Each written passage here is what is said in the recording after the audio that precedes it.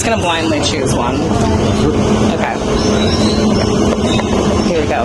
Okay. 2-hour dinner, one-on-one session with Bill Gates or Elon Musk. One-on-one session with Bill Gates or Elon Musk. It's a 2 billionaires. This is... Which one would you choose? I mean, okay. Right. It's hardcore. I mean, I'm not going to lie to you. It's Elon Musk. Our next stop is Debated with Jordan Kensington. You need to like, share, comment, and subscribe. Hashtag ring the bell. Hashtag so what is your hot take. Follow us today at Debated Show. Let's go. Well, do you know what? I spoke to his dad 2 weeks ago, and you can watch. His dad hates him too. Errol hates him too because Errol was a billionaire before he became a billionaire, and Elon doesn't want to talk about that. Yeah. But you got Bill Gates, who's a little bit shady. So, but you got to choose one. What do you choose? They're both a little bit shady. One is a fucking South African who literally is like a fucking tech bro asshole, fucking Trump's little ass I didn't puppet. say that. I didn't say that. She did. I did. No, fuck Elon Musk, and I've hated him for a long time. That's what a fucking Elon Musk to you? I mean, apart from Neuralink, apart from taking over Twitter, apart from impregnating a bunch of women in a very bizarre way. He wants to be a player. He's just a player. But he's on the spectrum, so he can't be. So fair enough. I don't. No, I think he's a nefarious, like, weird psycho. He thinks he's Batman. He really thinks that he is so fucking cool, and he's not. He's like a little silver spoon little bitch boy, and he is bad politics. Are you saying Bill Gates is better? I think, if anything, he's a little less nefarious. Because I think Bill Gates is the one that's buying up all the farms, literally investing in all the V's. You know, literally wanting to ship the hell out of you. What I'm saying is that Elon Musk would have been on Epstein's island if the timeline was different. That's Bill a Gates, hardcore first take. I'm sorry, but I have no qualms about dogging on fucking Elon Musk, and I am American, so he has done some indelible dog shit to our fucking country. Fair enough. Fucking guy. I think he's a gross little weirdo, and he's like, ooh, I bought Twitter so I can make jokes. No, I mean, like, look, I have no interest. I truly don't have any interest in talking about. I feel like we should get a better one. Let's go. Let's go. I'm gonna go. Shuffle it. What's this one? Oh my god. Okay, this is a good one. Would you rather be stuck on Love Island or stuck in the Big Brother house? You get Love Island in America? Of course. No, people Big Brother as well. Love Island. So, oh my god, they Love Island or Big Brother? Because Love Island, they're not fucking about. They're going right into it. Okay, so I think Love Island. I mean, look, if there's a chance I could get laid, Love Island kind of seems to me. Yeah, because like, aren't they fucking on there? Aren't they fucking? Well, they are. I mean, they are underneath the covers. They're doing things. They're doing stuff. They're doing at least hand stuff. Big Brother, they just keep reporting to the Big Brother. They're not really serious about getting to action. Which is kind of crazy that they've actually turned like the secret police Gestapo into a TV show. They're like telling people. They're like, what is this? Why do they do? I mean, Love Island. But the question is it an actual island? Is Love Island an actual island? I think it is. Geographically, I do believe that they go to an island For and real? they get. You know what they do on Love Island? I learned about, which I think is good. Yeah. They only allow them to have 2 alcoholic drinks a day, so it becomes this like ceremonial thing, as opposed to when I grew up, we were watching Real World, where people just get hammered. Oh yeah, I remember Real World on MTV, right? They would get hammered and blacked out, and then just get like fingered, and I'm like, I think that person just got sexually assaulted, and you're like, dude, Trisha's a slut. I'm like, I think Trisha's a victim. I don't think she's a slut. Well, I should be laughing about that. That is wrong. Hashtag wrong. It's wrong. It is wrong. But Love Island, my favorite part about it is they go, you know what I really like about him is he's really good at banter, and then the banter is this. So, did you eat like lunches when you were growing up in school?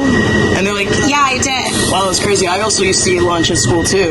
Oh my god, I really feel a connection. It's like you were given a chance. If the TV producers called you now and said, look, Nina, so if they said, Nina, you gotta be on a TV show. It's gotta be either Love Island or Big Brother. Okay, gun to my and it's head, all the I have to same. do it. Like, what would you say? What one would you actually choose? Unfortunately, I do have a shred of dignity left, left in my soul, so I will say Big Brother. It's going to be Big Brother. Yeah. Why Big Brother, though? Big Brother sounds boring. Let's be honest. Love Island, you're just literally surrounded by like 22-year-olds with abs that have no personality, and everyone's trying to bang. I thought you like abs. I don't really. You don't like abs? I feel like a guy who's really fit is like a little insecure, too narcissistic and insecure. Like a guy doesn't need to be like a guy who's like it just looks like an ice to be honest, sculpture. the last time I went to the gym was like 9 years ago. I walked in and I walked back out. I mean, what am I doing here? Yeah, I'm lifting weights inside out. What are we trying to do here, guys? Guys? It's cool when a guy does an exercise that's like a real exercise. He's like, I was rowing a boat, not like I went to the gym. You know, like do something. I carried a car. Yes. I was carrying a wheelbarrow down this giant hill. I'm like, see, that's sexy. A real plumber. Yes. I fixed the toilets. Exactly. Like that's the exercises that men should be doing. I don't like when men are just all like, I was on the treadmill. I go, you bitch ass. You can't even run. I was drinking vitamin pills.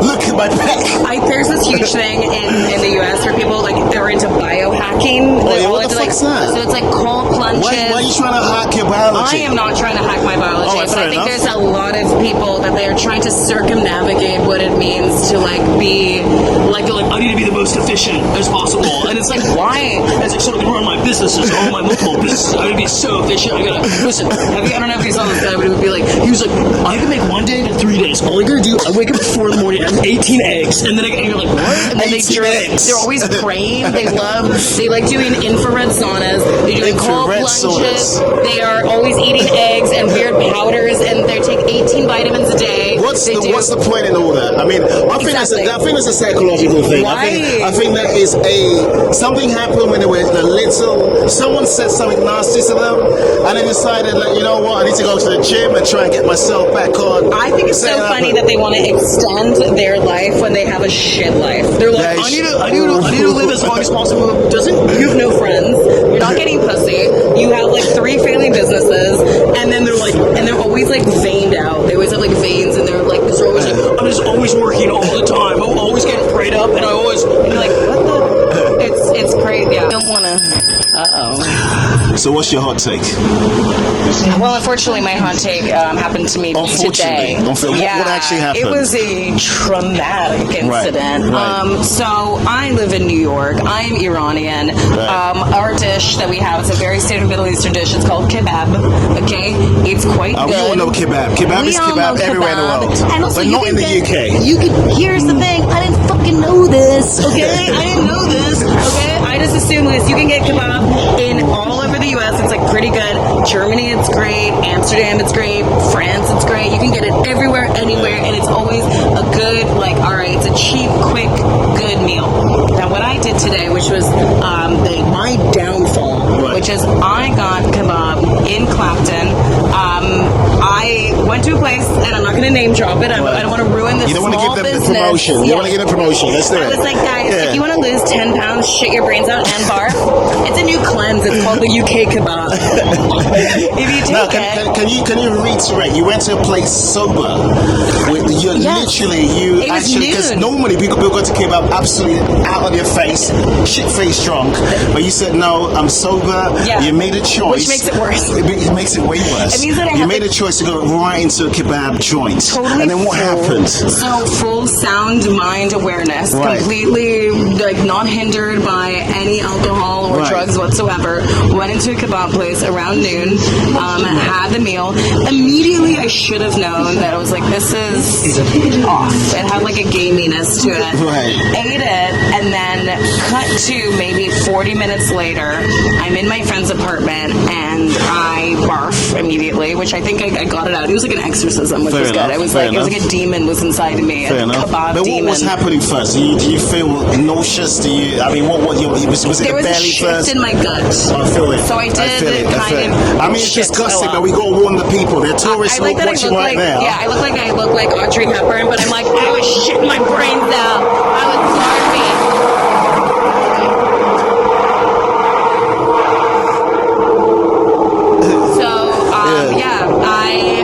I did get it out of my body. I did call you. Yeah. And I was like, I think I'm having a medical emergency. But then I just chugged like electrolytes and water, and I took a shower, and I got it all out of my body. Yeah. And then I went to the comedy club, and I was fine. But I will say, hot take, if you do want to like get some like kind of snatch, because I do feel like I have a flat stomach right now, because then I eat some UK kebab. To go in the UK, or because we don't even eat that shit. I didn't honestly, know, nobody eats kebab. When we were looking at me at 3 a.m. in the morning, if you're not drunk out your nuts, you're looking at that thinking, that's not meat. That could be anything. It could be plastic, it could be dogs, it could be cats. We don't know what that is. It's totally plastic. Like, what is that? I don't know. Have you ever seen them put together a kebab? They literally have taken meats out of everywhere. It's like literally just pasting pasting it. But where's this meat coming from? Definitely plastic and dog meat, but whatever, you know. Anyway, my hot take is don't ever fucking get the kebab in England. Don't fucking eat kebab in England. Well, made a fatal mistake. Well, Nina, your first hot take on a debating show. We do have a present for you. Is it a kebab? It's not a kebab. It's better than a kebab. Oh my god, what is this? You're going to open our camera. Oh, we're not going to do that for every guest. What? This is special. Beautiful. Wait, really? This is 25k special. This is not gorgeous. for everyone. Not for everyone. The next time you come on the show, we'll give you a box and it's going to be empty. So don't think you're going to be getting any presents. And it's not kebab. There you go. It's not kebab. Beautiful. Yeah. Wow. That's historically your first guest, Nina. Lovely to have you on the show. Oh my god, cheers. So tell us how you started in comedy. So what made you get into comedy? What made you become, some people say clown. I don't think it's a clown. I just think it's someone who's actually very gifted at making people chuckle. A chuckler. A chuckler. I think most people get into comedy from an immense amount of pain. Fair enough. But that's what a lot of comedians say, that actually. There's a pain. With pain comes comedy. Tears of a clown. And that's the best message, isn't it? I mean, I just think that that's like the way for you to kind of like circumnavigate your own shit, where it's like, you're like, life kind of sucks, but you can make people laugh, and then that's lovely. Facts. But no, I was always just like a weird, silly kid, and I was just always fucking goofy, and I loved making my fucking weird what sort mom of laugh. comedians were you up to? A lot of people put Eddie Murphy, they put Steve Martin. Chappelle. I love Steve Martin, because he grew up where I grew up in Orange County, California. Right. But he's so fucking funny. But I grew up just watching a lot of comedy. My parents are both like comedy fans, whether it be like movies or stand up. And I didn't know it was like a job. I didn't know you could do it. But I started when I was really young. I was always like really fucking silly. I was voted class clown in high school in my senior year. That was my superlative. Yes. It was I got class clown. And so I was always just like silly and funny, I guess. And then I wrote quite a bit. And then when I was 21, I was like acting, and I started doing Upright Citizens Brigade Theater, which is it's called UCB. It's like an improv theater. I started training there, and then I'd say it was like class 201, like the second like level of it. I met these guys that were in my class, and they were doing stand up, and they were like, "You should come do an open mic, because that's how you do stand up. You have to go to a terrible place where you have to pull your name out of a bucket. You have to hemorrhage 3 hours of your fucking night in order to do like 2.5 minutes of comedy, and you're scared and you suck, and you have to just consistently suck for like 2 years, and then you kind of fail upwards a little bit, and then you get a little bit better, and that's how it works." Now, a lot of people come up with jokes by just trying out things, right? How do you write your jokes? How do you come up with jokes? Are you kind of the kind of person that just observes? A lot of people just observe people and just be like, that's funny, and just write it down. Or you're the kind of person that just comes up with the most absurd, weird stuff, like a friend earlier on. I think it's an observation is the best, and also just like pulling from your own experience, which is like, quite nice. And I don't know, you're just like, I've always thought this thing, or I remember when I was growing up, this thing happened, and I have like more to say about it now. But it's almost like a journal entry in a way. But no, I just like watch people. I'm like a total voyeur. Actually, the other night I was sitting at a restaurant, and there was a couple next to me, and we're at cocktail tables, and they were having a few drinks. I didn't realize I was listening to them. I was eavesdropping, and they were swingers. They were having an affair, and they were fucking. And I just started recording their conversation, and I literally started listening to them, and then they started talking to me, and then I was like, I know what you guys are up too, you fucking sickos. And we ended up like chatting, like making friends. But I'm just constantly observing people. You basically, a comedian is like Jane Goodall, and people are chimpanzees, and we're just observing your shit. We're observing ourselves, and we're like, oh, why do men do this thing? Why do we do this thing? Why, you grew up a certain way. You have just, you have way too many opinions, and then you have somewhere to kind of put it. Now, obviously, in the UK, and the UK audiences are quite different from the US audiences. Do you find yourself having to change your comedy a little bit? Of course, I think anywhere. I mean, like, look, I live in New York, and there's a lot of, like, if you're a comedian in New York and you're making jokes about, the subway, it's not going to translate. You make regional jokes, and I noticed that in the UK too. Some people come here and they make jokes about underground. Say the tube. But we, of course, you have to adjust your jokes to adhere to any audience, whether that be because of like age or location or whatever. If you're a New York comic, you can't just do jokes about like the neighborhoods in New York. That's not going to fly. Same with like UK comics. I know a lot of comics will do jokes about like Bristol, and it's like, of course, when they're in London, they can do that. But like, good luck doing that in Chicago. No one's going to know what the fuck you're talking about. So you find yourself research when you land in a new country. You have to research the local, research what's funny about the area, the local community. I don't even do that. You just go for vibes. I zoom out and I go more macro, where I talk about like gender, or like I talk about sex. I talk about things that are evergreen and universal, that know no bounds, that are not tethered to like a location. It's like everyone can say something about like their childhood or way they grew up. So you can do that joke in San Francisco. You can do it in Amsterdam. You can do it in Paris. You could do it in New York. It should have a universality to it. Have you ever dealt with a heckler? And what would you do if someone's on a stage and you're on the stage and someone's heckling, going hardcore at you? What do you do? Because I feel like you will just annihilate them. Yeah, comedians gotta heckle quite a bit. It depends. Actually, what I love about depends on how much drinks the audience have drank. What I really like about UK audiences is that they're actually quite polite. People here are like smart and patient, and usually that's a great combo. I've gotten heckled many times. I've been doing stand-up for over 10 years, so I've gotten a lot of hecklers. And the funny thing is, they always have this hubris of thinking like, I'm gonna say something, and it's like, I have a microphone and I'm so louder than you. Of course. And because if you even have the notion that you can heckle a comedian, you're clearly stupid. So not only am I louder than you, I'm smarter than you, and so I will decimate you.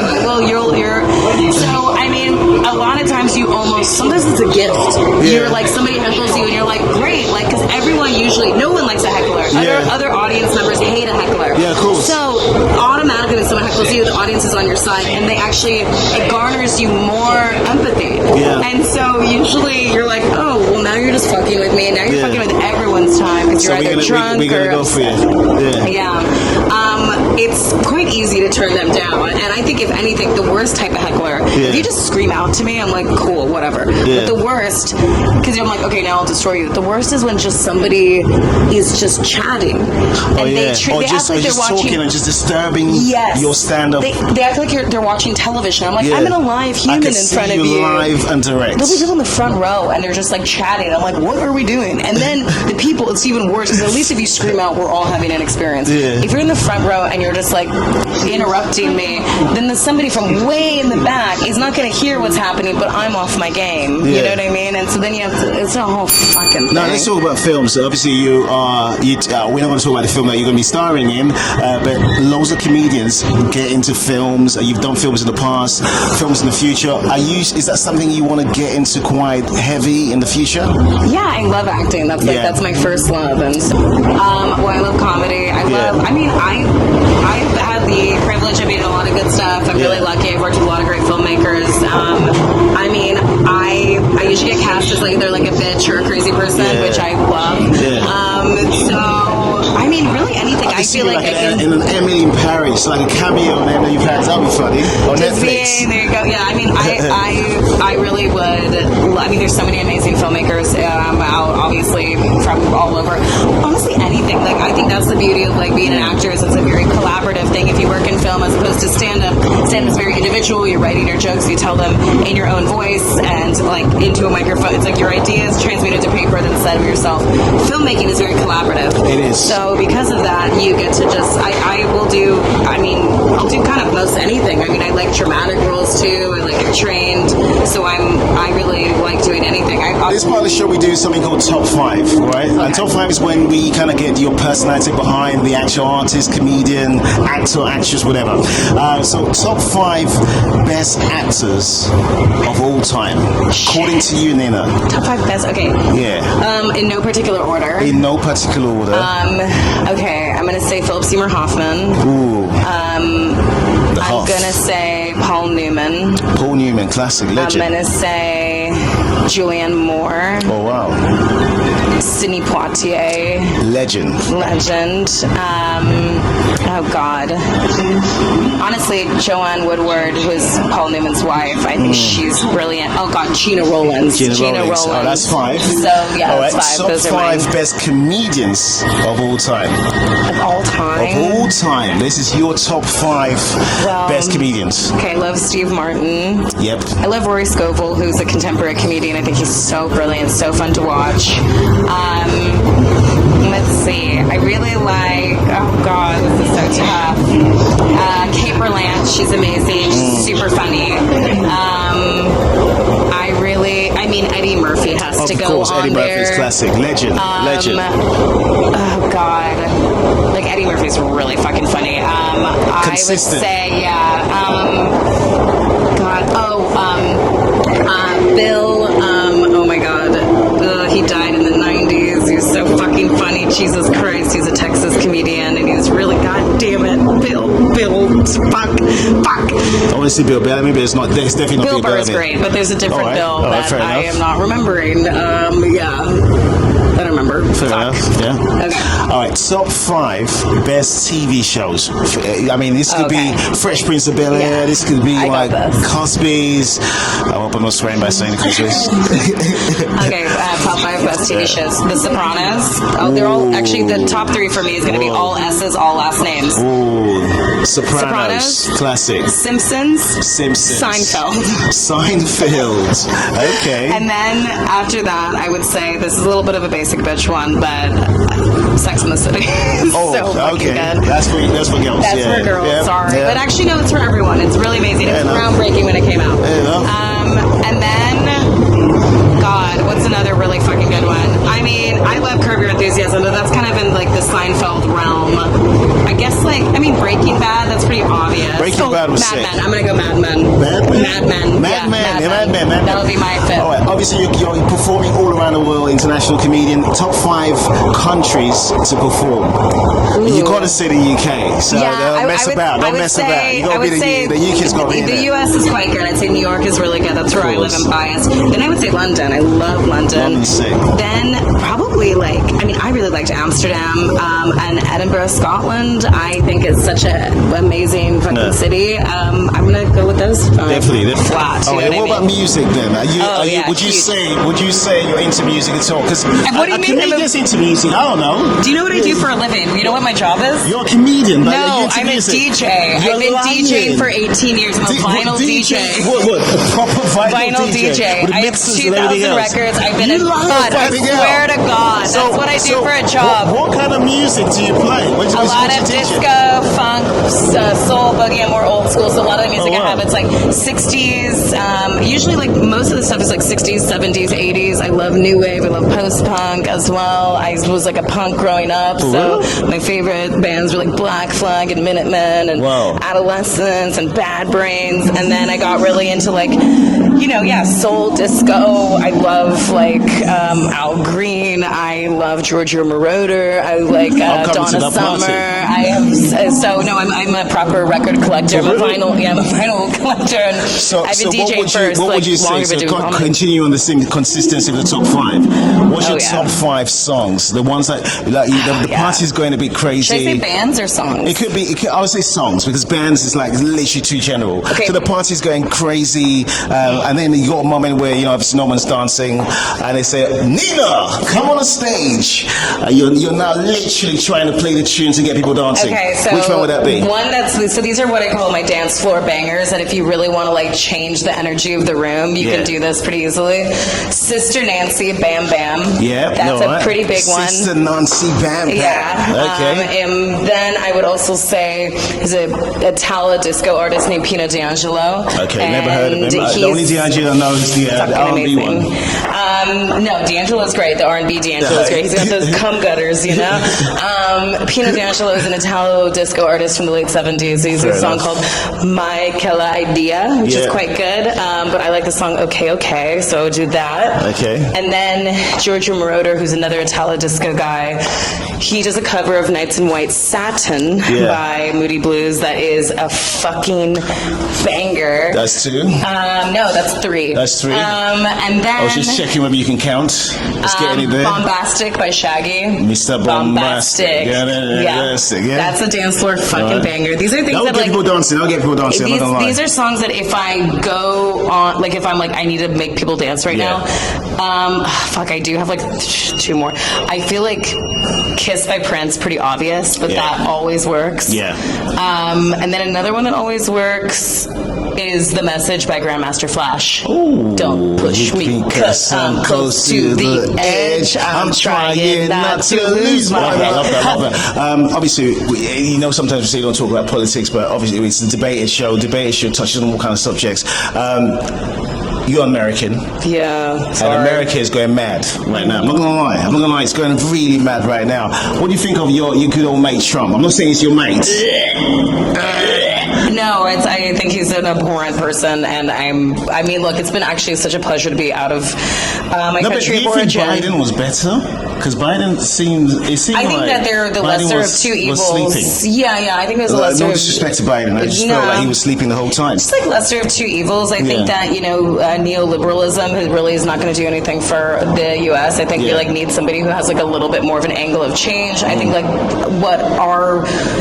I don't know. I've always been a big Bernie Sanders person, and I think Bernie could have been good. I think he would have definitely Why been good. Why do you think he wouldn't give up for Bernie? Do you think he's too serious? He's got no, it's not the way. It's not the way that, unfortunately, what we have in the U.S. It's not about the popular. Come on, guys. Is this working? From France. Tu parles français? Oui. Tu viens d'où en France? Right. It's at the end of the day. We are trying to get out of Covent Garden Station. That's what's going on. And the Duru needs to get home. There you go. Keep it rolling. We did it. Hey. The reason why people didn't vote for Bernie, because it's a different. So what we have in the U.S. is that we have the Democratic Party, so they have to vote. Democratic and Republican, right? Yes. Which we have here. We have the Labour and the Conservative. It's the same shit. I'm not gonna lie. Yeah. Of course. You said it was the worst of two evils. It's like the same crap being served. Sleepy Joe and hardcore Trump. It's just not he was a pretty lackluster leader, but I will say that it's better than Trump because Trump is actively taking rights away from a lot of people. This has been debated. We've been here with Nina. Nina, it's been amazing having you on the show. Thank you. You're our first ever historical guest. How did you feel? I feel great. Thank you so much for having me. I'm stoked. It was lovely to meet you guys. Amazing. And excited to be back in London. Andrew, catch your train. Our next stop is Debated with Jordan Kensington. You need to like, share, comment, and subscribe. Hashtag ring the bell. Hashtag so what is your hot take. Follow us today at Debated Show. Let's go.